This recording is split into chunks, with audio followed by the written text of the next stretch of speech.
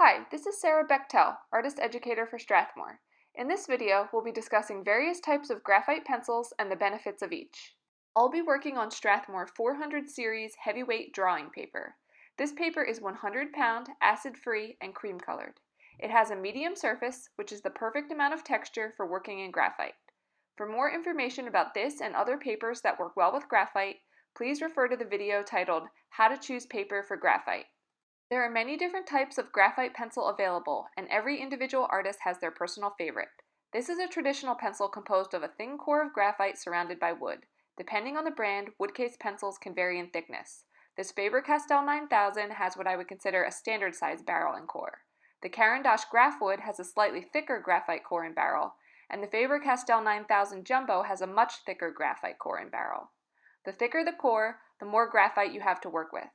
So some artists use smaller core pencils for the line and detail work, and a thicker core pencil for large areas of shading. Some artists prefer to work with graphite leads in a mechanical holder.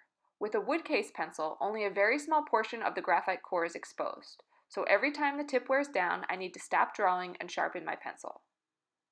But when there is no wood casing around the graphite lead, I can work longer without needing to sharpen my graphite. When I do need to sharpen, I can use a lead pointer. This sharpener has an abrasive coating on the inside that shapes the tip of the lead back into a nice, sharp point. I can also use sandpaper, which gives me a lot of control over the shape of my graphite. Depending on the angle that I hold the lead, I can create a sharper point or a more rounded tip. When using a mechanical holder, I can also control how far the lead is extended. I tend to draw with a heavy hand, and keeping the lead extended out reminds me to work with a lighter touch. If I were to press too hard on this point, it would easily break. Lead holders can vary in weight and thickness. This is a Statler Mars Technico lead holder, which has a nice feel and is designed to hold 2mm lead. Leads are bought separately, usually in packs of 12. If I want the feel of a traditional pencil, but with the freedom of an extended lead, I can take a traditional wood case pencil and shave off the wood surrounding the lead, giving me a point more similar to a mechanical pencil.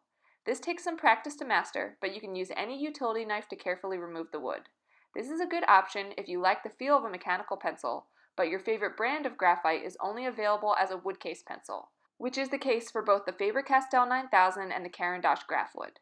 Pencils shaped this way can be sharpened with sandpaper or a blade. I'm using a small sandpaper block from an art supply store, which has multiple sheets that can be ripped off as they get dirty. But any piece of sandpaper with a medium grit will work nicely. Finally, many companies also make woodless pencils, which are the thickness of a traditional wood case pencil but are composed entirely of graphite. This is a Cretacolor monolith, which has a lacquer coating on the outside so my hands won't get covered in graphite as I work. The advantage of these pencils is that I have a huge amount of graphite to work with. I can sharpen them to a point for detailed drawing work, or I can keep the tip blunt for broader strokes and larger areas of shading. So there's a lot of versatility with just one tool. The downside of these is that they're a bit heavier than a traditional wood case pencil. So some artists dislike the way these pencils feel in their hands. These woodless pencils can be sharpened with any traditional pencil sharpener, sandpaper, or blade. Once you've determined which pencil type you like, you'll also need to decide what hardness you want your graphite to be. This is the HB graphite scale, which is used to indicate how hard or soft a pencil is. At the middle of the scale is HB, which is about the hardness of your average number 2 school pencil.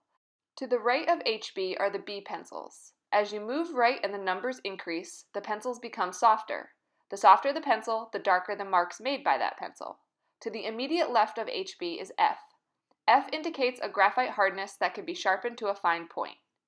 Next to F are the H pencils. As you move left and the numbers increase, these pencils get harder, and therefore the marks they make become lighter. When I'm referring to the relative lightness or darkness of my graphite, this is called value. Therefore, the H pencils are better for achieving light to medium values, F and HB are best for achieving medium values, and the B pencils are better for achieving medium to dark values. For drawing and sketching, I usually work within the range of 2H to 6B. If you're just getting started in graphite and you want to keep things simple, I would recommend buying an HB, 2B, and 4B. This grouping will allow you to experiment and create a broad range of values without the graphite being extremely hard or extremely soft. If you'd like to extend your range out a bit further, you could opt for a 2H and a 6B as well. You will also be able to control how light or dark your pencil looks by adjusting the amount of pressure that you put on the pencil. However, pressing too hard with a pencil can cause damage to the paper. This is why having a range of graphite hardnesses can be helpful. Even when I apply this HB pencil thick and heavy, I can't get the same dark value that can easily be achieved with this 6B. Each artist has their own individual preferences about the type of pencil they use and the hardness of graphite they prefer. So I encourage you to check out your local art supply store, see all the different options, and choose whichever pencils feel right to you. Thanks for tuning in.